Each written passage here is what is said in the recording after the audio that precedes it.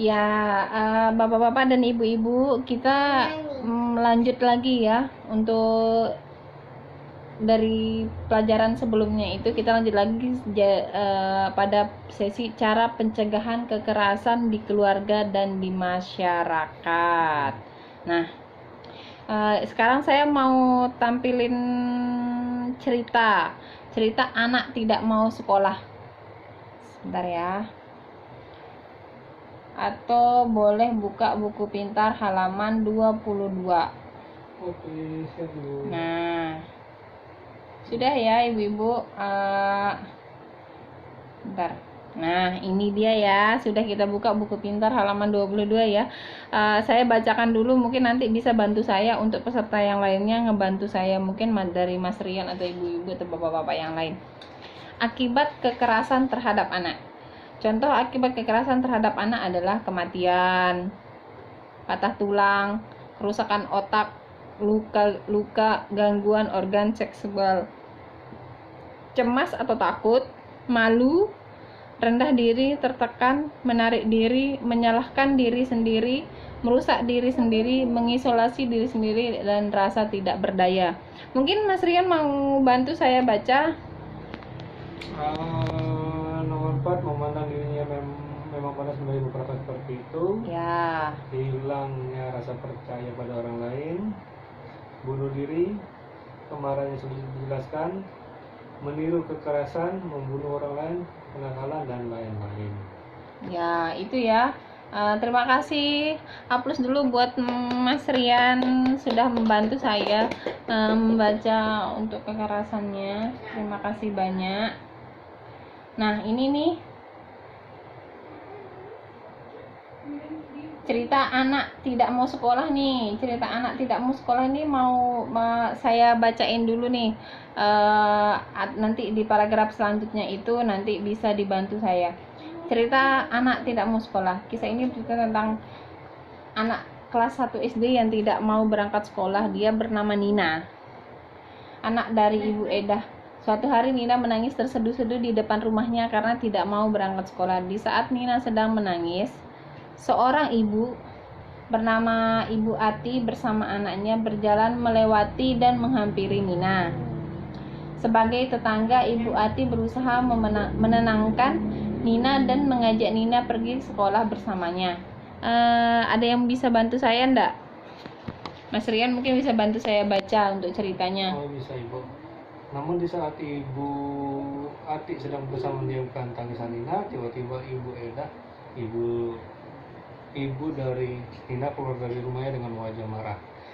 Ibu Edah memang Edah.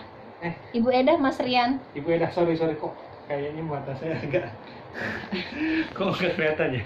Ya, enggak Ibu apa-apa. Edah memang tampaknya Pelan-pelan aja Mas Rian. terima dengan sikap Ibu Ati. Dia marah-marah pada Ibu Ati. Ibu Edah menganggap perbuatan Ibu Ati tersebut telah ikut campur dalam urusan keluarganya. Sebuah kata yang pedas muncul dari mulut Ibu Edah. Hei Ibu Ati, ngapain ngurusin urusan anak orang? Urus saja anak ibu sendiri.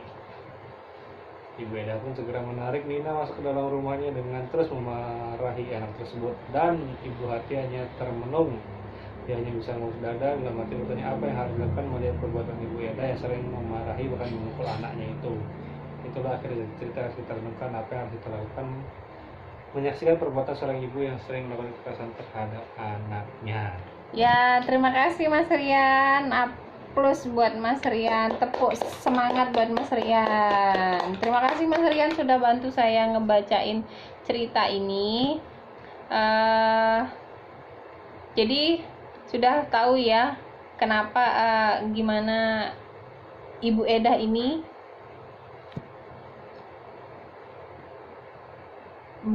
bagaimana Ibu Edah ini melakukan kekerasan kepada anaknya yaitu Nina. Nah, sekarang saya mau nanya nih, tanyakan kepada peserta, bapak-bapak dan ibu-ibu, tolong disimak ya.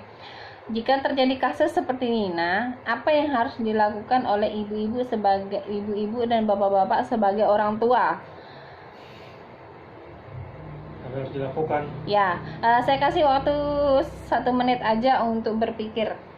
Ibu-ibu dan bapak-bapak mau ngelakuin apa ketika dihadapkan sebagai orang tuanya Yang melihat Nina. kejadian. Iya. Oh, sebagai orang tua Nina atau yang melihat kejadian itu? Apa yang dia harus dilakukan oleh ibu-ibu sebagai orang tua? Apa dikatakan itu? Orang tua Nina. Posisi sebagai orang tua Nina. Sebagai orang tua Nina. Ya. Sebenarnya sih apa ya? Berpikir dulu ya. Oh, silakan Mas Rian. Dipikir-pikir dulu biar jawabannya benar. Apa yang harus Mas Rian lakukan sebagai orang tua Nina ketika Nina tidak mau bersekolah? Oh, itu pertanyaannya. Jadi bukan posisi melihat kejadian itu gitu ya? Iya. Oh. Apakah Mas Rian mau melakukan kekerasan atau dengan menggunakan kekerasan, atau misalnya Mas Rian ini tanggapan Mas Rian sebagai orang tua kalau melihat kekerasan seperti itu? Kalau saya sebagai ibu dari orang tua anak yang tidak mau bersekolah, ya mungkin kita gali dulu, ini anak nggak mau sekolahnya kenapa? Pasti banyak beberapa faktornya, ya kan? Mungkin dibully kah di sekolah, atau ada ketidaksukaan sama salah satu guru atau pelajaran atau apalah. Ada faktor-faktor eksternal mungkin menjadi alasan si itu anak tidak mau sekolah. Jadi kita gali dulu, kita ajak ngobrol dulu, cari tahu dulu, ya kan. Kalau sudah tahu permasalahannya apa, baru kita cari solusinya sama-sama. Nah, kalau melihat kejadian kayak gitu, apa yang harus saya lakukan? Ya mungkin sikap saya kan sama seperti ibu siapa tadi? Ibu Eda. Ibu Eda kan ibunya Nina. Ibu Ati. Ibu Ati ya kan sama gitu kan, karena adat istiadat ketimuran kan kita tidak tidak harus ini mengganggu urusan orang selama itu tidak mengganggu kita gitu kan. Jadi ya kecuali rasanya dipukulin depan kita baru gitu sampai kita relay gitu kan. Oke, terima kasih Mas Rian atas jawabannya. Sekarang saya bakal nanggepin jawaban Mas Rian gimana kalau misalnya ada di posisi di Ibu Edah yang anaknya tidak mau sekolah, bagaimana cara mengatasinya? Dan di posisi Ibu Ati yang ketika melihat seorang ibu memarahi anaknya yang tidak mau sekolah. Nah, ini kan pencegahan kekerasan terhadap anak di dalam keluarga. Seperti yang Mas Rian bilang tadi, yang pertama itu memahami tumbuh kembang anak. Yang kedua, menjadi pendengar yang baik. Kita sebagai orang tua itu menjadi pendengar yang baik buat anak kita. 3, membangun komunikasi dua arah dengan anak. 4, memperhatikan keluhan anak. Ketika anak misalnya sedang mengeluh di sekolah begini, ya kita harus tanggapin. 5, membantu kesulitan anak di sekolah maupun di rumah atau di luaran. 6, anak sebagai teman berdiskusi. 7, menyediakan waktu yang berkualitas untuk anak. 8, jangan mudah panik jika menghadapi anak melawan. 9, memberi pujian kepada anak jika berperilaku baik. Misalnya ketika kita minta tolong pada anak, terus kita bilang, oh anak pintar, anak baik, terima kasih. Nah, terus lanjutnya tidak menghardik atau menghakimi anak apalagi di depan orang lain. Tidak memberi julukan negatif pada anak. Tidak membanding-bandingkan anak. Mendongengkan atau bercerita untuk mengantarkan tidur. Menambah pengetahuan tentang pengasuhan anak yang baik melalui